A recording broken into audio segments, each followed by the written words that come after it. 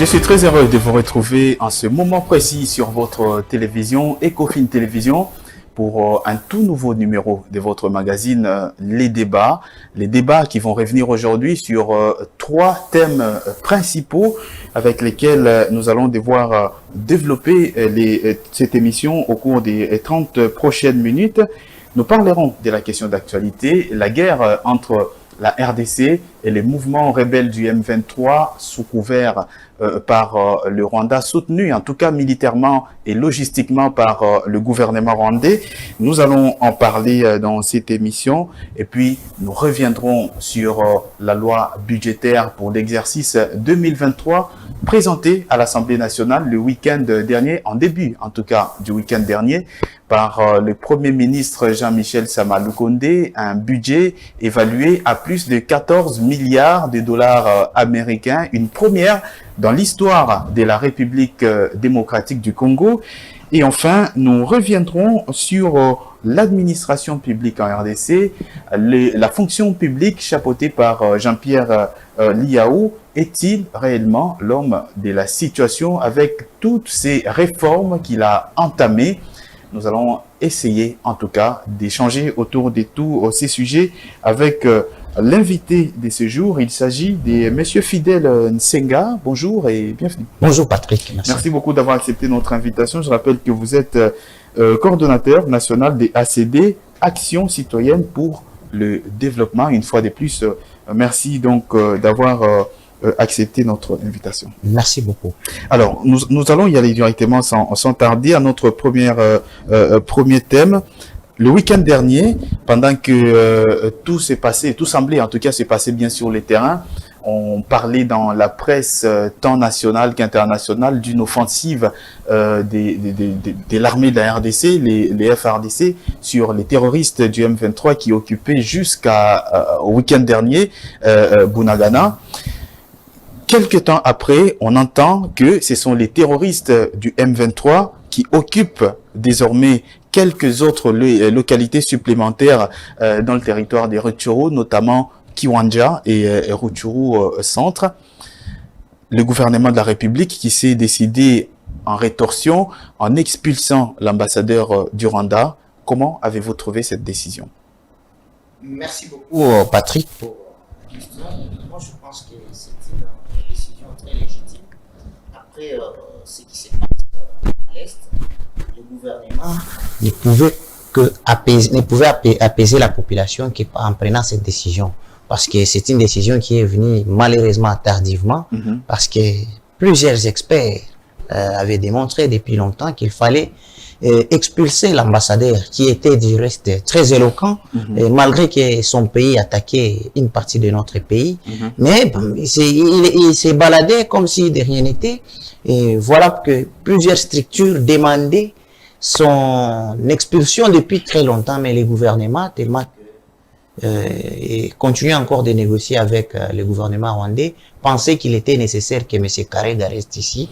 Et après ce qu'il y a eu à Kiwanja et Rutshuru, je pense que la décision que le gouvernement venait de prendre, c'est une décision quelque part qui apaise les tensions. Vous pensez que la décision de la population, c'est simplement pour apaiser les tensions ou c'est une logique de trouver une solution durable à la question de l'Est? Justement, même si on doit trouver une solution durable, nous devons être dans une position de force. On ne peut pas aller trouver la solution durable. Vous parlez de la poursuite des négociations. Nous devons bien sûr négocier, mais avec Karega et expulser. Parce que si nous négocions... Quel sera maintenant le cadre de négociation? Oui. Tant qu'il n'y a plus d'ambassadeur, c'est supposé, d'ailleurs c'est déjà connu, il n'y a plus de relations diplomatiques entre la RDC et le Rwanda. Quel sera le cadre des dialogues entre les deux pays? Bon, moi je pense que l'essentiel, d'abord nous devons nous poser la question, est-ce que nous devons promouvoir dans l'état actuel où les choses se passent à l'Est les dialogues, ou soit nous devons aussi attaquer? C'est là où d'ailleurs je vais rétorquer à une réaction que j'ai suivie du ministre à la communication, où il est en train de dire, on a documenté, c'est les Rwandais qui soutiennent les M23. Je pense que nous ne sommes pas à l'étape où nous devons donner de telles déclarations en quelque sorte qui a tendance de friser une faiblesse de notre gouvernement. Mais par contre, nous saluons la décision de l'expulsion des Karega du point de vue diplomatique, mais du point de vue militaire, le gouvernement doit, par l'entremise du ministère de la Défense, mettre tous les moyens nécessaires à l'armée pour qu'on attaque, au lieu de donner des déclarations qui exposent un tout petit peu les faiblesses de notre gouvernement, comme j'ai suivi cela. Nous devons par contre soutenir les efforts de nos FARDC, soutenir bien sûr les efforts aussi du chef de l'État dans la recherche des solutions dans cela, plutôt que de donner des déclarations qui justement exposent notre pays et les faiblesses de notre pays. Et justement, l'armée de la RDC qui est au front, qui combat, qui met tout en œuvre en tout cas pour déloger ces terroristes du M23 qui sont décidés et aussi d'aller très loin, notamment jusqu'à aller à Goma. Quelles pourront être les conséquences si ces derniers parvenaient à occuper Goma? Les conséquences seront incalculables. Déjà, à ce niveau ici, avec les 3 mois qui venaient de passer à Bunagana, vous connaissez déjà comment ces populations-là ont vécu. Aujourd'hui, les populations de Rutshuru et de Kiwanja souffrent.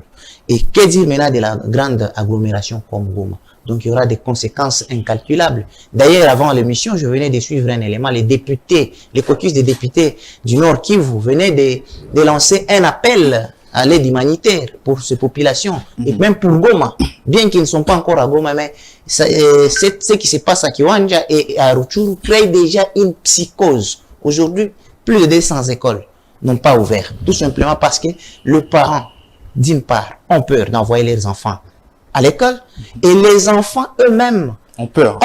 Donc ça crée une psychose à telle enseigne qu'il y a des déplacements forcés déjà aujourd'hui au niveau des Goma, ce qui pousse ces caucus de députés de lancer cet appel à l'aide humanitaire. Donc, je vous confirme que si ils arrivent à pénétrer, les conséquences seront incalculables. Mais nous croyons, nous sommes patriotes.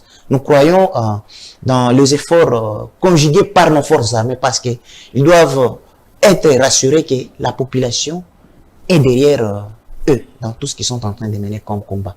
Vous pensez que la RDC doit carrément déclarer la guerre au Rwanda au niveau où la situation est arrivée, l'expulsion de l'ambassadeur du Rwanda, les multiples accusations du gouvernement congolais contre le régime de Kigali sur le plan international? Ne pensez-vous pas que la guerre serait l'ultime solution pour mettre complètement fin à cette question? Une guerre contre le Rwanda. En tant que Congolais, je pense que c'est bien.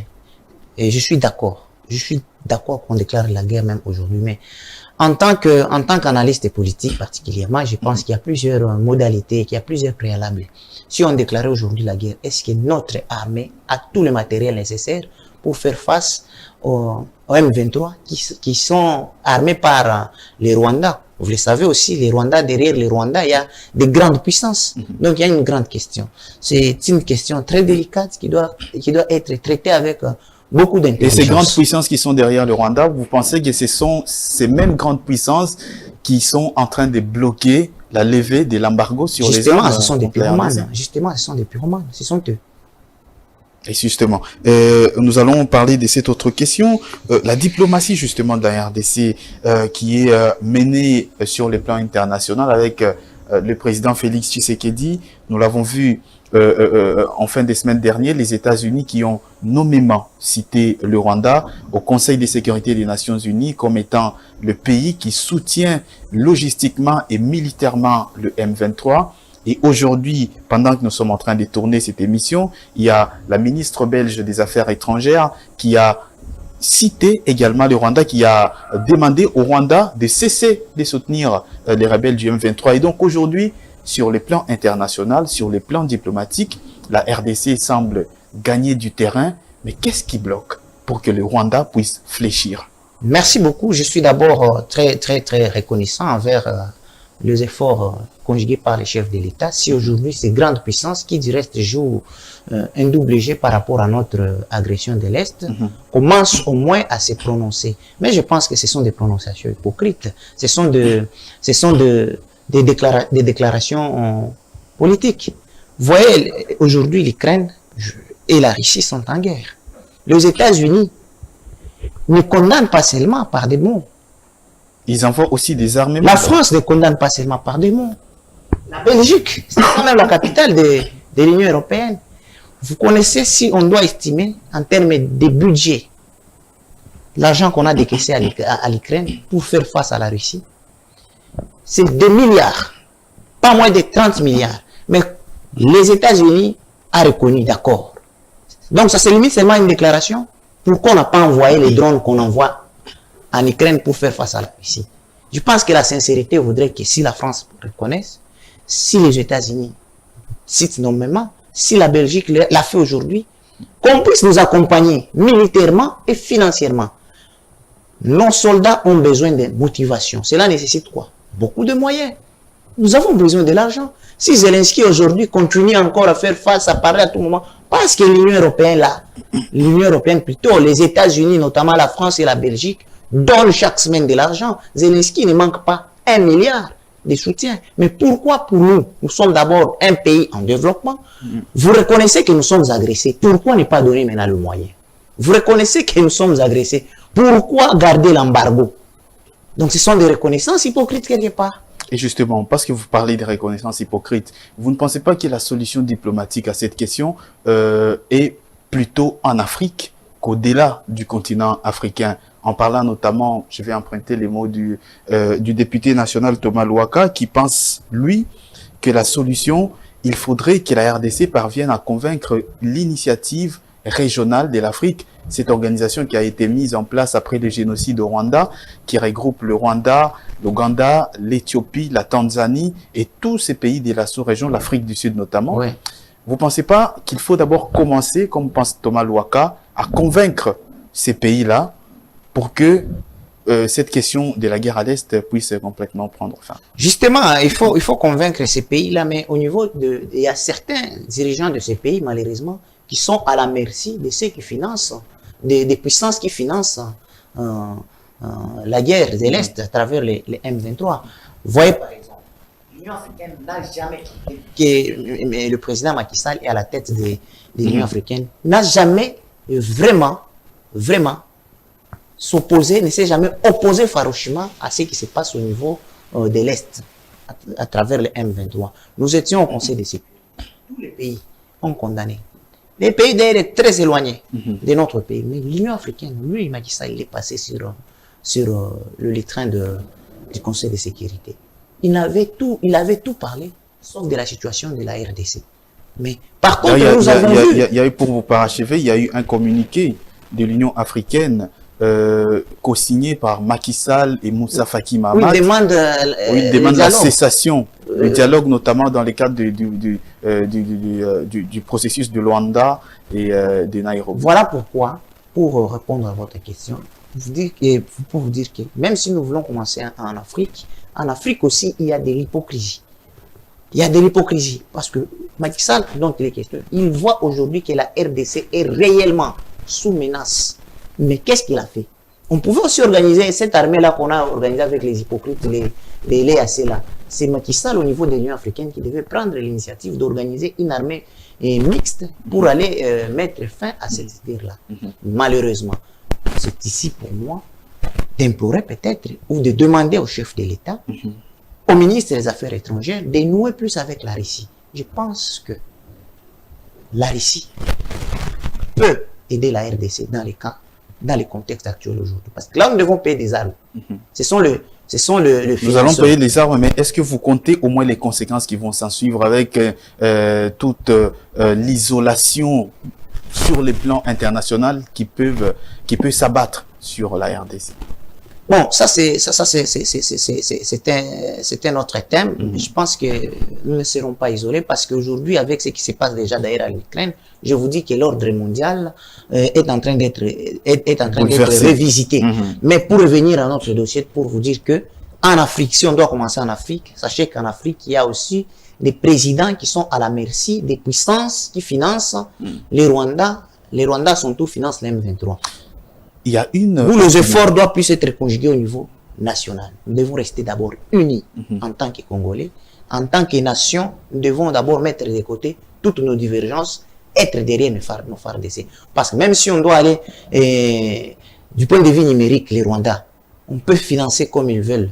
Mais si nous décidons aujourd'hui, Nord Kivu, Sud Kivu, que nous entrons au niveau du Rwanda, mais on va faire disparaître cette population, soit ces territoires en une journée. Donc, nous devons rester unis. Justement, le Rwanda, avec c'est un peu plus de 17 millions d'habitants, voilà. L'ensemble des habitants de Kinshasa, probablement, avec une superficie qui ne fait pas la taille de la province du Nord Kivu, voilà. Avec un budget annuel de 4 milliards de dollars, avec nous en avons presque 15 millions de dollars, avec une armée qui ne compte que quelques 36 000 hommes, avec la RDC en face, avec une armée qui a plus de 100 000 hommes. Ce sont des atouts numériques aussi. Qu'est-ce qui bloque jusque-là? Mais il y a quand même une certaine opinion qui pense que la guerre de l'Est, celle en tout cas que nous sommes en train de vivre aujourd'hui, c'est une guerre menée contre Félix Antoine Tshisekedi à la suite de sa décision de mettre en vente les blocs pétroliers et gaziers. Tout est possible. Tout est possible. Par les grandes puissances notamment qui se sont farouchement opposées. Vous savez, quand on a lancé les 27 blocs pétroliers, ce sont les ONG internationales Greenpeace, notamment, qui est financé par le multinational, par les grandes puissances en question, qui se sont opposées farouchement. Mais la réponse du gouvernement était aussi catégorique, parce que nous ne pouvons pas, vous ne pouvez pas nous obliger de conserver la biodiversité ou soit l'environnement, mais vous êtes le premier pollueur et vous n'indemnisez pas la population. La population aujourd'hui vit dans une misère très avancée.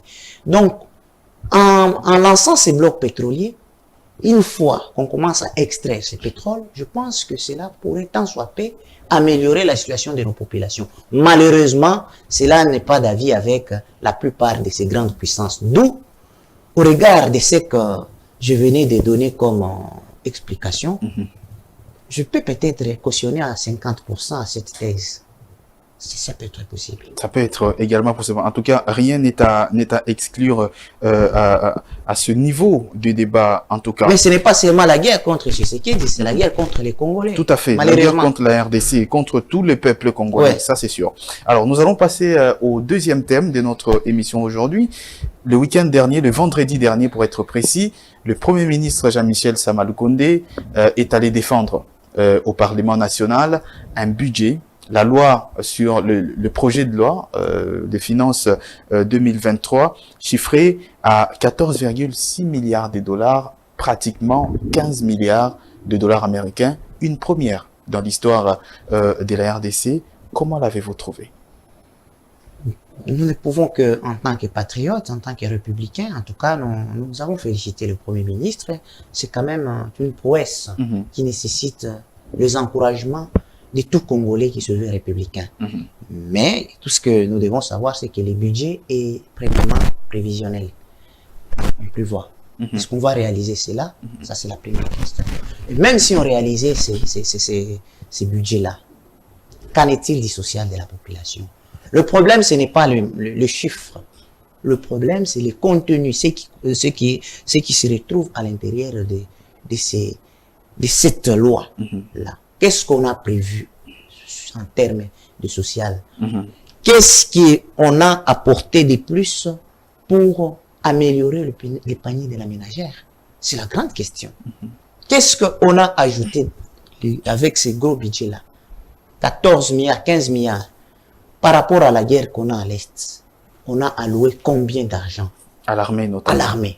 On a diminué combien d'argent à nos députés qui, à tort ou à raison, on dit qu'ils toucheraient 21 000 dollars.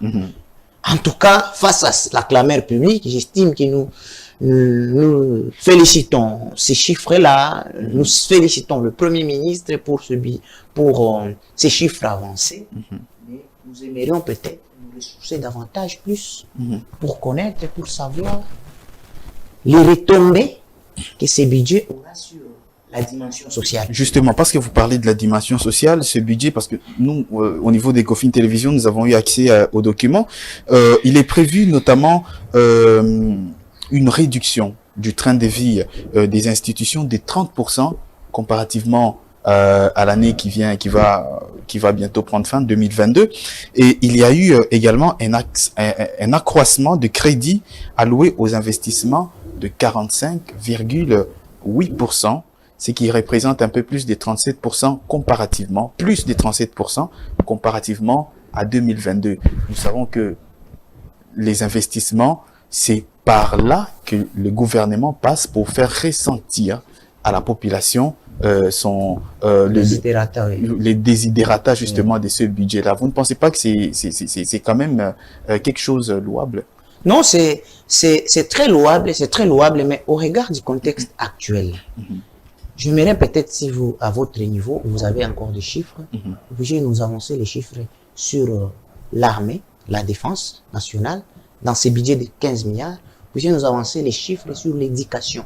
Parce qu'aujourd'hui, les enseignants, moi je suis fils d'un enseignant, en tout cas mon papa a moins de 600 000 francs. Je ne cite pas l'école, mon papa a moins de 600 000 francs. À l'éducation, on a réservé combien? Et on a réduit, il ne faut pas seulement peut-être dire qu'on a réduit au niveau des institutions 30%. Un député particulièrement va toucher combien dans le budget 2000? Tout est mentionné là-bas. Mais par rapport à l'augmentation sur le volet social et investissement, c'est très important. Mais nous insistons plus. Il faudrait que ce qu'on nous donne comme chiffre puisse commencer à correspondre avec la réalité, le vécu quotidien, la réalité. Récemment, nous avons vu le recette, on a mobilisé 4 millions. Nous avons félicité. D'ailleurs, c'est par ici pour moi l'occasion de féliciter. Si cela a été possible, c'est notamment grâce au travail des titans conjugués par un patriote qu'on appelle Gilles Alinguetti. Bien sûr. Vous connaissez qu'il y a eu beaucoup de choses, des mafias qui s'est passé au niveau de notre pays. Et cet homme, il mérite nos encouragements parce qu'on ne pouvait pas accepter que, par exemple, dans une institution, il est prévu qu'un directeur général puisse toucher 5 000 $.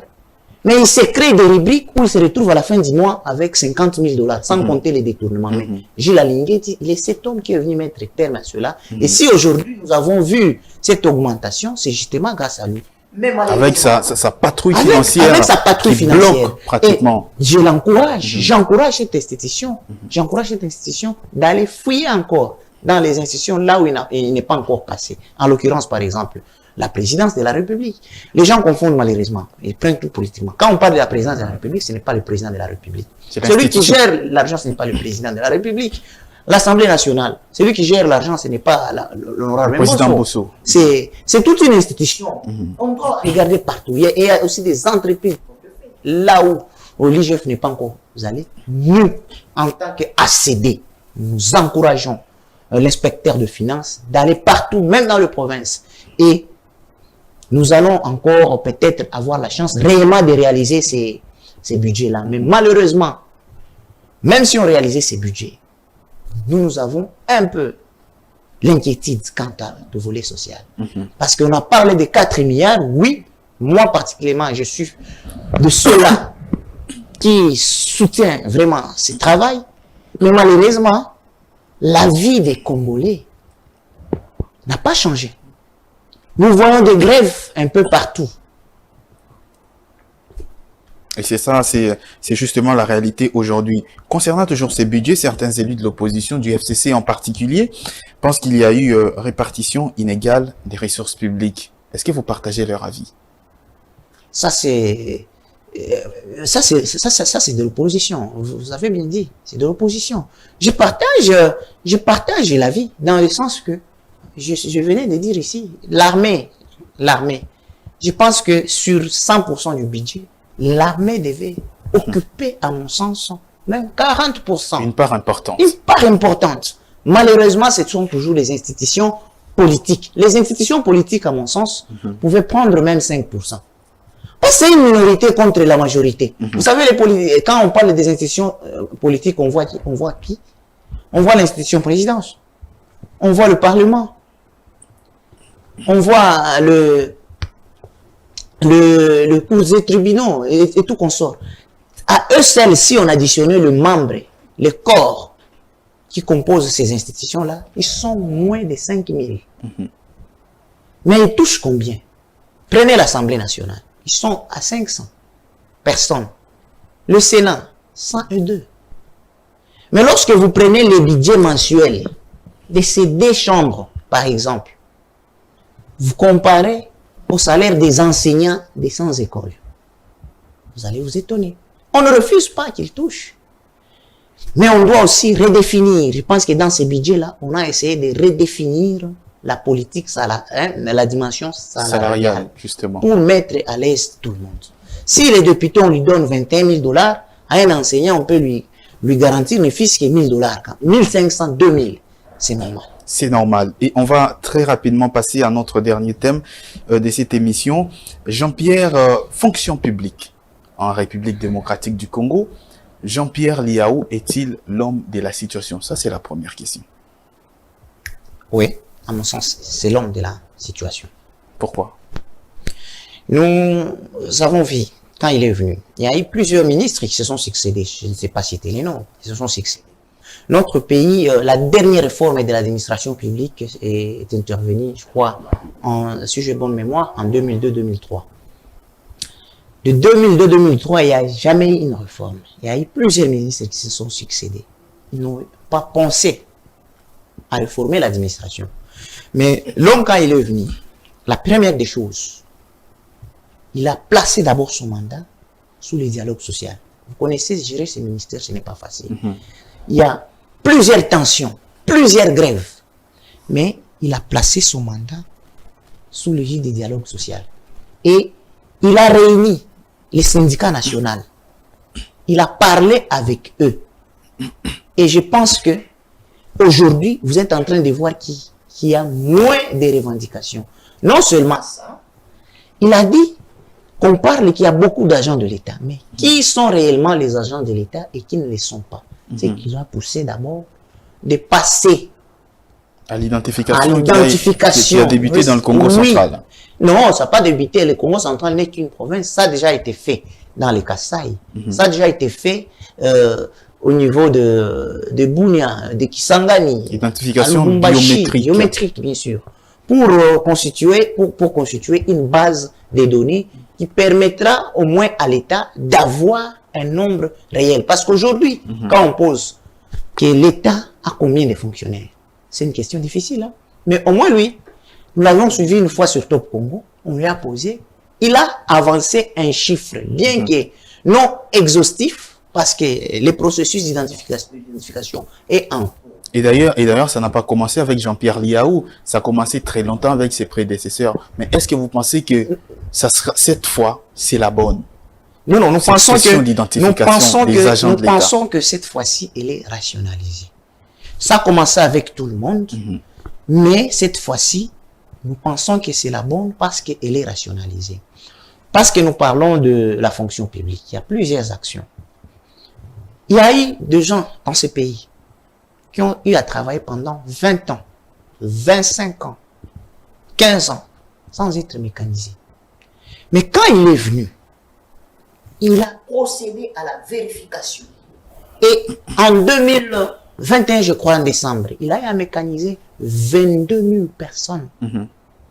Pas de mécanisation politique fondée sur des motivations électoralistes, comme nous l'avions connu vers 2017-2018, où on attribuait les numéros matricules à plus même de 100 000 personnes, mais qui malheureusement n'ont jamais touché. Ce sont des choses qui ont apporté beaucoup de désordre dans l'administration. Et après avoir mécanisé, il a constaté que réellement, il y a des personnes qui doivent aller en retraite. La dernière retraite, vous l'avez connue quand? Je ne suis pas censé vous poser la question, mais si j'avais ces droits-là, je pense que vous me répondrez que... Justement, parce que vous parlez de la retraite, 6 000 agents éligibles justement à la retraite ont rejoint les 4 000 autres dont les ordonnances de fin de carrière ont été signées par le président de la République le mois dernier, c'était le mois d'octobre.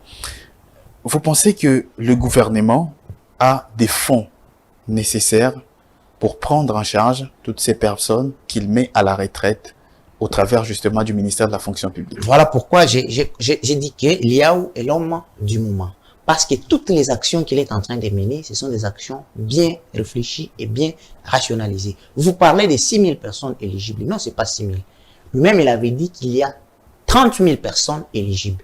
Mais au lieu de les envoyer de manière populiste, du coup, on envoie rationnellement. On a eu envoyé d'abord la première partie, je pense que 4006, je crois 4006 agents. On attend qu'ils perçoivent leurs indemnités, leurs dû, effectivement, et qu'ils soient déversés au niveau de la SENSAP pour qu'on prenne encore une autre partie jusqu'à ce qu'il va atteindre 30 000 personnes. Peut-être, pour répondre maintenant de manière directe à votre question, le gouvernement peut-être n'a pas tous les moyens de donner aux 30 000, mais au moins de manière rationnelle, peut-être qu'il le fait, le gouvernement peut mettre les gens, peut arriver à mettre tous ces 30 000 personnes à la retraite. Et ça, ce sont des actions que nous, en tant que républicains, devons louer. Et vous, en tant que ACD, surtout, Action Citoyen pour le Développement, merci beaucoup, Monsieur Fidèle Nsenga, d'avoir répondu à notre invitation aujourd'hui. Merci, c'est moi qui vous remercie. Merci à vous également d'avoir suivi les dossiers sur Ecofin Télévision. C'est la fin pour aujourd'hui. Je vous retrouve très prochainement sur ces mêmes plateaux pour développer d'autres dossiers. D'ici là, portez-vous bien et à très bientôt.